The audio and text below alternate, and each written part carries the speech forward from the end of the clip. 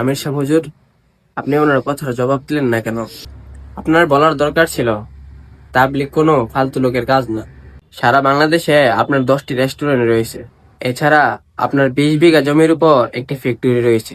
এছাড়াও আপনার proper business রয়েছে। আর হাসান ভাইয়ের কথাই বলতেন, উনি তো একজন সরকারি কর্মকর্তা। বললে হয়তো বুঝতে পারতো তাবলিগ কোনো ফালতু লোকের কাজ না। আমি যদি তারে টাকা দিয়ে ইমপ্রেস করতাম, তাহলে আল্লাহ তালার ভয় তার ভেতরে পৌঁছাইতো না, আর তার ভিতরে দিনের ভালোবাসা ঢুকতো না। আর আমি তার টাকা দিয়ে ইমপ্রেস করব কেন?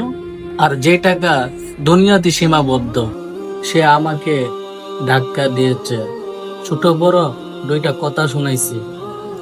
আমি কিন্তু ধৈর্য ধরছি শুধু আল্লাহ তালার জন্য, আর আল্লাহ তালাকে খুশি করার জন্য। হয়তো আমাদের ধৈর্য ধরনের কারণে আল্লাহ তালা তাকে মসজিদের কাছে নিয়ে আসতে পারে। ঠিক বলেছেন হুজুর, আপনাদের ধৈর্যের কারণে আমাকে মসজিদে আসার জন্য বাধ্য করেছে।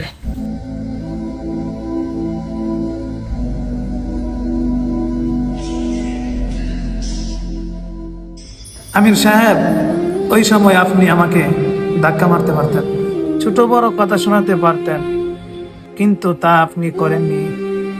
আপনি ধৈর্য ধরেছেন। আসলে আপনি মহান ব্যক্তি।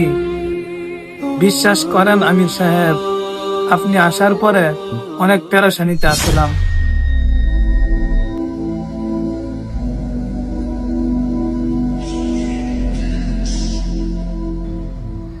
তারপর থেকে আপনাকে খুঁজতে থাকি, খুঁজতে খুঁজতে মসজিদে চলে আসি।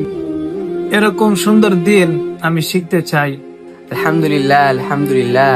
সুবহানাল্লাহ, আলহামদুলিল্লাহ। তো বন্ধুরা, তাবলিগ কিন্তু ফালতু কাজ নয়। আর ভিডিওটা শেয়ার করে চ্যানেলটাকে সাবস্ক্রাইব করে দিবেন।